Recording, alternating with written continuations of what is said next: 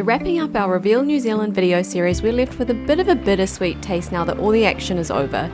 But there is so much more to see and experience in our home and little piece of paradise tucked away in the Pacific Ocean. In case you missed that series, we spent almost 6 weeks exploring the length of New Zealand in a campervan, visiting both the North and South Islands. We road tripped, ticked off all of the must-dos along the way, and shared some super underrated spots as well. 23 videos spanning close to 7 hours of footage is a lot though, so we've had loads of requests for a video covering the ultimate New Zealand itinerary. Wow. So, if you're not entirely sure where to start for your research, or you forgot to take notes while you were watching the series, you've come to the right place. In this video, we're going to cover 5 key elements: transport, covering our preference; timing and seasons, the pros and cons; recommended route, an overview of what we recommend; specifics per location, detailed breakdown of places, must-dos and accommodation; and expenses, sharing all of the costs in one place. So this is a massive video in itself, but there's still absolutely no way we can cover everything. So we're going to answer a huge amount of questions and everything that you need to know about New Zealand if you really want to go deeper into some research. And we're going to put that all into an extensive guide. So if you are interested in that, we are going to start emailing people as things progress. So click the link in the description below and sign up to our mailing list. New Zealand is the perfect road trip country, so that's our recommended way of getting around and what we did. Sure, you can fly everywhere or take a tour, but going full van life instantly became our favourite way to adventure, so that's what we'll focus on. If that's not your scene, this video will still be relevant though if you choose to travel by car or book hotels along the way. We hired the biggest campervan you could rent, a 6-berth which was over 7 metres long. There are loads of different companies though. The most common we saw were Maui for the premium, Brits or Apollo looked like a great middle of the road option, and Juicy for the cheaper solution. We were a bit worried about the driving conditions in winter, but you can request snow chains, which fortunately or unfortunately, depending on how you look at it, we didn't even need ours. Hashtag expected more snow. And as long as you're careful to drive to the conditions, you'll be fine. We'll share more on the cost category later on, but to fill up with diesel costs about 80 New Zealand dollars, and that gave us 4 to 450 kilometres to a tank. We spent about 6 weeks in total travelling, and we spent 2 of those weeks in the North Island and 4 of them in the South Island, with about 2 days on average in each place. I mean, I've said in the past, do it once, do it right, stay for a long time. Not everybody can do that. We think 6 weeks is a good period of time, but it kind of felt like a good balance, and it wasn't too rushed, but it gave us a really good chance to cover heaps of ground. We hired our campervan, who we named Aston, from Auckland and dropped it off in Queenstown, then flew back home. It pays to note that expenses vary from season to season, and because we avoided the summer high season and went in the middle of winter, we managed to get some awesome deals along the way. The positives of winter travel. With risk comes reward. We definitely rolled the dice by travelling during the coldest, wettest months of the year, but the major drawcard for us was experiencing some of the most beautiful parts of the country with hardly anybody else around. In terms of the cons, winter travel turned out to have way less negatives than we were anticipating, because the conditions were nowhere near as bad as we were expecting. One thing that we did miss out on was freedom camping. It got into the minuses overnight, so we opted for powered sites so we could plug in our heater and charge all of our gear. We spent so long planning our trip. Stacey had done so many handwritten like notes and drawings and maps and everything. So we'll start off by doing a bit of like a bird's eye view of what 6 weeks looked like for us. But we learned so much along the way also, so we'll kind of deep dive next chapter into a little bit more details. Before we share our recommendations, we just want to take a quick minute to chat about our friends at Skillshare, the sponsor of this video. Skillshare is an online learning community for everyone, whether you're a beginner, pro, dabbler, or master. They offer unlimited access to thousands of classes, so you can pretty much learn anything you can think of. We mentioned recently how helpful illustrating in Procreate was for the maps that Stacey has been making for our Reveal NZ series, all on our iPad Pro. On a recent binge, we found Podcasting Secrets, How to Start Your Own Podcast by Nikayla from Side Hustle Pro, and found it so interesting. We're really familiar with most kinds of media, but had absolutely no idea about the steps to go through for setting up a podcast, in particular using a podcast host for uploading and distribution. So we're a lot closer now to actually starting our own. An annual subscription is less than $10 a month, and once you join, you get unlimited access to take as many classes on as many subjects as you want, and they're all ad-free as well. So if you're keen to explore some new skills or get lost in some holiday creativity, the first 1,000 people to use the link in the description will get a free trial of Skillshare Premium membership. Continuing on, there's a specific reason we think you should start in the north and head south. So for us, the South Island was what we kind of wanted to save for last. We wanted to save the best for last. So we started in the north and we slowly made our way down. And as we got further south, we started discovering stuff that, we haven't really explored there much. So that's why we did it that way. If you have the time, or if you love beach holidays the most, we would highly recommend heading north of Auckland first. The Bay of Islands has so many amazing beaches, and Cape Reinga is an iconic spot at the very top of the North Island. Because we did that trip earlier in the year, we decided to head south instead. The Coromandel, Rotorua and Taupo are musts, but this is where you have some big decisions to make. We personally decided to head west because we wanted to explore the Taranaki region, but you also have the option from Taupo to continue south and do the Tongariro crossing, or head east towards Hawke's Bay, which is an area known for its vineyards we're hoping to check out really soon. From New Plymouth, we headed further south to Wellington and took the Blue Bridge ferry across to Picton. The journey takes just over 3 hours and is notorious for being a tough ride for people who suffer from seasickness, so on a bad day you need to pack your sea bands. This was one of the few times we actually got lucky with the weather though, and ended up with a smooth sailing the entire way. Definitely book a private cabin with an ensuite though, because it's only $40 more. We got a window! From Picton we headed to Nelson, Abel Tasman and Nelson Lakes before heading down the west coast. If we had more time we would have loved to have worked in the east coast and the likes of Blenheim, Kaikoura and Christchurch. But that's another one of those decisions where you need to commit to one side or the other. After Fox Glacier and Franz Josef, we travelled through the Haas Pass to Wanaka and went off-road a little bit here for good reason. We travelled away from our next stops a bit to walk the Hooker Valley track at Mount Cook National Park again. Then over to the east coast for Oamaru, Dunedin, down the coast of the Catlins, and eventually Bluff. Wrapping things up in Queenstown was a nice way to end the trip. It's one of our favourite places in the world, has amazing accommodation options, and definitely should not be missed. What an absolute beautiful way to start the day. So nice. I love it here. It's just so relaxing. Okay, so this is where we'll go way deeper into each of the places that we went to, along with our recommendations for how long to stay, what you should do differently. And just anything else that we think is really important. Yeah.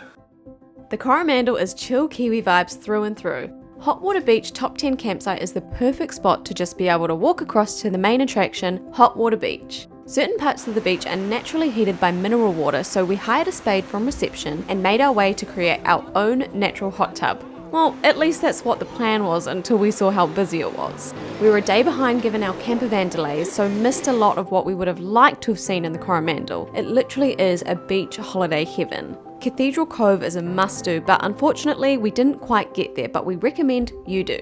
On the way to Rotorua is Hobbiton, where we took a tour around the movie set. Whether you're a Lord of the Rings and Hobbit fan or not, the tour was actually really cool. It's a really, really beautiful little village. If I was a hobbit, I know exactly where I'd be at. We stayed at the Top 10 Holiday Park, which was a great call as well because it's a premium property and the facilities there are awesome. Rotorua is the adventure capital of the North Island, and the list of things to do there is absolutely endless. The seaplane to the hot pools was probably our favourite experience, but you can do everything from going to secret spot pools, visiting Waitapu, sliding in some buggies, oh my days!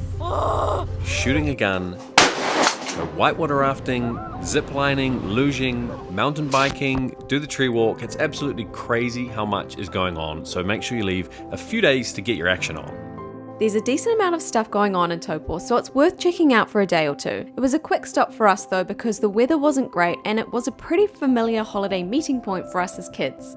Hooker Falls and the world's coolest McDonald's are a must though, and a snap or two in front of the I Love Taupo sign.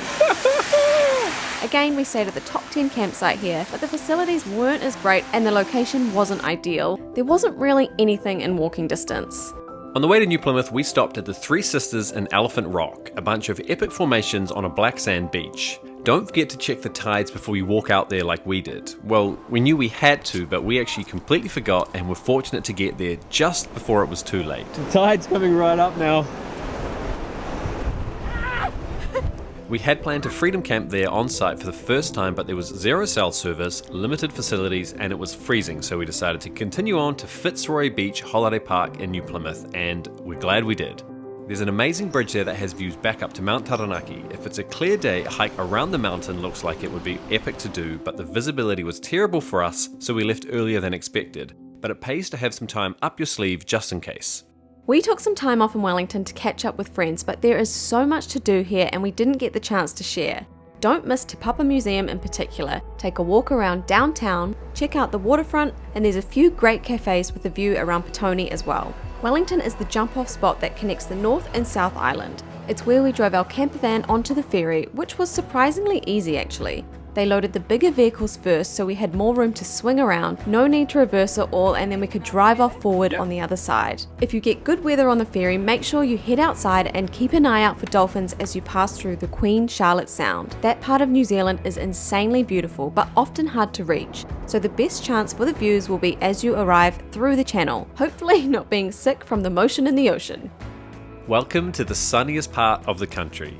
We both absolutely love Nelson and everything on offer there. I'm so stoked. The sun is out and we get to explore Nelson today. How long have I been talking about this place for? Pretty much since I've known you, you've been like, we should go to Nelson, and I don't know why, we just haven't really got around to doing it. It's only a 2-hour drive from Picton, and we parked up at the Tahuna Beach Kiwi Holiday Park right on the water. The next day we went to Cable Bay Adventure Park and took on one of the world's longest flying foxes before going on a tour around Pic's Peanut Butter World, home to the best peanut butter in the world.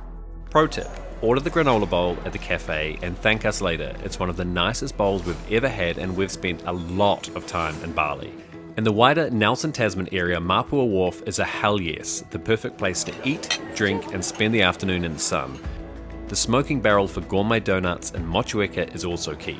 We stayed at the Kaiteriteri campgrounds right on the beachfront and was probably our favourite beach spot of the entire trip. We spent the first night in Aston, then moved up to an apartment so we could do some washing and catch up on some life admin. From here, you can launch up into Abel Tasman National Park, New Zealand's smallest and arguably best national park. Mate. Wow.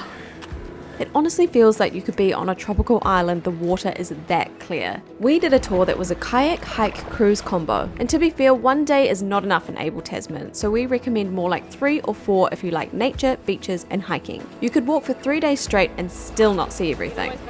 A day trip to Anatoki Salmon Farm to catch our own lunch and check out Pupu Springs was absolutely worth the winding roads of Takaka Hill. We'd heard about the Nelson Lakes before but hadn't intended to spend any time there, but on our way to the west coast we took a slower route to get a look and instantly knew we'd made a bad call. The lakes are stunning and it would have been awesome to even just spend a night and take some kind of tour or take a walk and explore, so take that into consideration. The Wild West Coast has a reputation of being New Zealand's most rugged, raw and untouched landscapes. With dark volcanic black sand beaches, the ruthless coastline and terrible weather, it's quite the experience. Our first stop on the west coast was Tauranga Bay, an area known for its seal colony and being a bit more of a chill and beachy spot. We stayed at one of the out the bay tiny homes owned by some of our amazing subscribers. There's a few key things to see down the main roads of the west coast, so we stopped at the Punakaiki Pancake Rocks, which is a must. This is impressive. I didn't expect it to quite be this good. Better than I thought. Yeah. Our timing was off a little bit to see the blowhole though, because you have to get there at the right time for the tide. Look that up if it's something you'd consider seeing, but for us it was part of a longer day and the time we arrived just happened to be determined by other factors. In Hokitika we stayed at a campsite called Shining Star Beachfront Accommodation. The best part about it was how close it was to the beach and the fact that there was a cat and llamas on site hanging around. The facilities weren't actually that great though. We'd planned to go and do the Hokitika Gorge walk, but there was loads of construction at the time, it would not stop raining and we needed a day to catch up on some editing, but it totally looks like it would have been worth the visit. Next up, Franz Josef. We stayed at Rainforest Retreat in a deluxe tree hut which was insanely cool, especially after living out of a camper van for so long. It's no wonder we got so many messages from people saying we should check it out. There are heaps of hikes in the area, so we picked a different one each day and got different vantage points of Franz Josef Glacier each time. The glacier! That didn't even take long! No, that was like 15 seconds after we finished that. We only got to do about a quarter of the walk to the terminal face because the track was closed, and that happens often from what we're told, but there are still loads of other options in the area that still have great views. We spent the following 3 days waiting out the rain at Fox Glacier Top 10 campsite, which was pretty decent. We had to hang around so that we could do the heli hike, and we are so glad that we left that leeway because it turned out to be the highlight of our whole trip. Good stuff, babe. Here I come! We drove there 3 or 4 days in a row to be told it wasn't happening, and even then things went down to the wire when it did by being on final call. We got all geared up, had a safety briefing, and it wasn't until we were at the heli landing pad that we got the all clear that we were gonna fly up to the glacier. We got 2 solid hours of hiking, sliding and exploring on the glacier before the clouds started rolling in again and we had to fly back down an hour early. Even with an hour less, it didn't feel rushed, and it turned out to be one of the most memorable moments of the entire trip. Looking on a map, Hooker Valley Track is not very far from Fox Glacier at all, but the crazy thing is just how far you have to travel by road to actually reach it. It's almost 6 hours to drive the whole way around. So we left Fox Glacier with a quick and very rainy pit stop at Lake Matheson before continuing on through the Huss Pass and settled up in Wanaka to break up the trip for the night. A popular stop during the Huss Pass drive is the Blue Pools, so leave enough time to check that out. Wanaka is also an awesome little town that's sometimes overlooked in favour of Queenstown, but we were down there earlier this year for a wedding, so didn't spend any time exploring ourselves, but a day or two in the area is probably worth it. It's early. My body is not designed for this.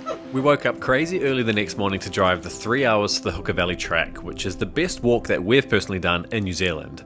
It's a 3-hour hike that gets you to the base of Mount Cook, New Zealand's tallest mountain.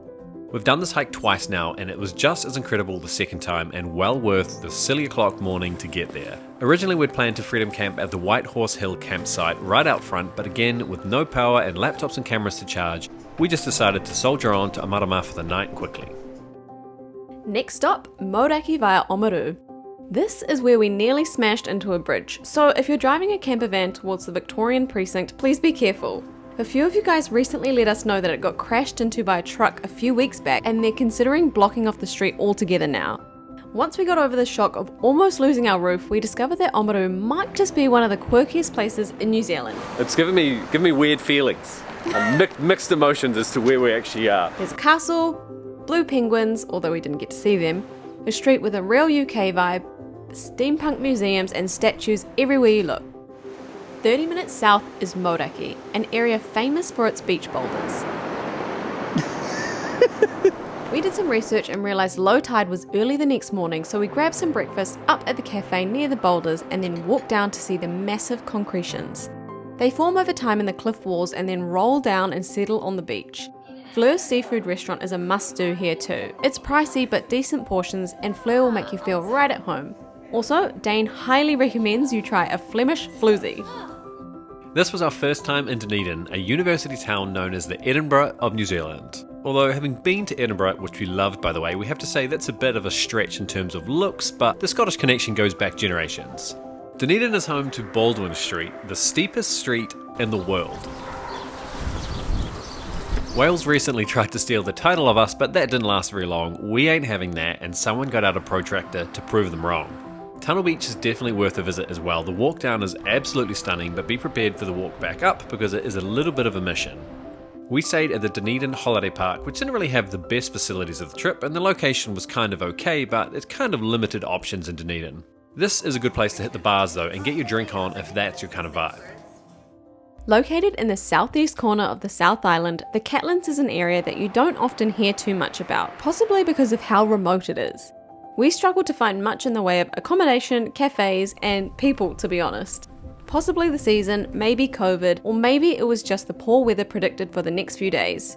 First stop was Nugget Point Lighthouse, one of the oldest lighthouses in the country, located out on an incredible peninsula. It got the name Nugget Point because of the scattered rocks that looked like nuggets of gold off the coast. You see the nuggies? Yeah, that makes sense now. Nuggies! We also visited Putakau Falls, Curio Bay, Slope Point, and were fascinated by the petrified forest, a 170 million year old forest frozen in time on the beach. We stayed at Curioscape Campsite, which is home to the world's rarest penguin. Look, we're on a penguin hunt, but the chances of seeing one are slim, surely. I've been hunting for penguins for 5 weeks now. So rare that we had zero chance of ever seeing it, but that's just our luck, and we hope yours is better. You can't go that far south and not stop off in Bluff. It's the most southerly point of the South Island, and no visit is complete without taking a photo of the Stirling Point sign. Nor is a visit complete without trying New Zealand's most famous oysters. I have never, genuinely, I have never, ever tasted an oyster that good. We pulled up at a spot called Fowler's and spent $47 on an unnecessary amount of oysters, fosh and chops, but it was absolutely delicious and that would cost double in Auckland. Originally we'd planned to stay a bit longer and maybe try and get down to Stewart Island, but the conditions meant it would be near impossible. So we made a decision to tackle the 2.5-hour drive back up to Queenstown and spend a little bit more time there instead. Where do we even begin with Queenstown? We could make an entire video on the best things to do here, but we'll try and keep this short. It's one of our favourite places in the whole world and there's nowhere else quite like it. No visit is complete without going to onsen hot pools. This is amazing. Shot over jet, jumping on the skyline for epic views of Lake Wakatipu, or waiting in line for a Ferg burger. It's also surrounded by some of the best scenery in the country, so it's worth getting out of town as well. If you're short on time, like we were on a previous trip, you can do a day trip from Queenstown to Milford Sounds. We did a kayak cruise combo where we got up close and personal with more than a few waterfalls. We caught the bus both ways, so it was quite a long day, and looking back it would have been much better to catch the bus there and then fly back to save time, although that is expensive, but we could have seen the sounds from above. Make sure you pack bug spray though, because the sandflies there are out to get you. Budget accommodation options are everywhere. The waterfront is lined with backpackers and there are multiple campgrounds. We've stayed at the Queenstown Lakeview Holiday Park twice now. It's not cheap and it's always busy, but the facilities are great and you pay a premium for the location, being within walking distance to town. A really good mid-range option is MyPad Smart Hotel, which is also within walking distance, but there's no on-site parking, so keep that in mind. The most luxurious places that we've stayed in are Millbrook Resort near Arrowtown and Lake Hayes Cottages. Last but not least, our favourite places to eat and drink are Akarua, Amersfield, Rata, Fergburger and Yonder. Long story short, leave yourself a lot of time in Queenstown to eat, drink, explore and definitely get a little bit extreme.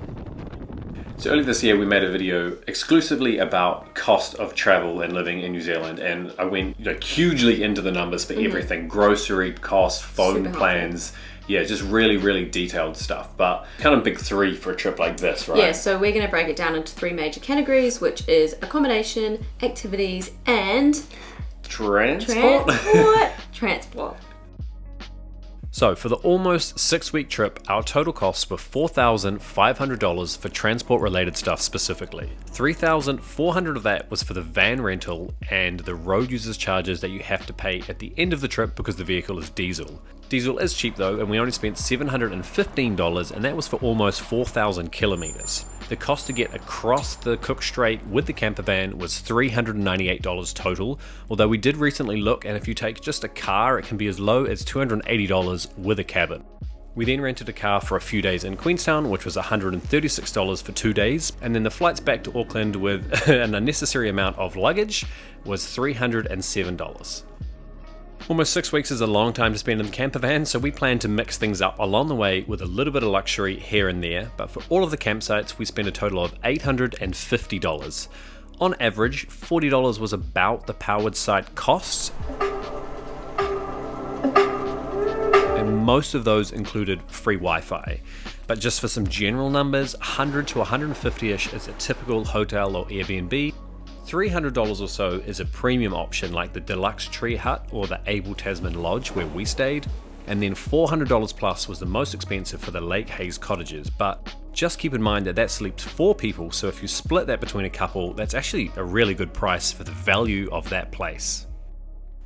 Prices vary massively depending on how extreme the experience is that you want, but another thing to keep in mind is that not everything costs here. Like New Zealand is so beautiful, you can go on hikes and walks, and yeah, you don't always have to book and spend the money. There's so many free things that you can do, so we don't really have a set price per se for this category, but from what I've looked at, kind of looking over our activities, I think $1,500 would be per person would be like balls to the wall extreme, the like high end. Do everything that you want. Yeah.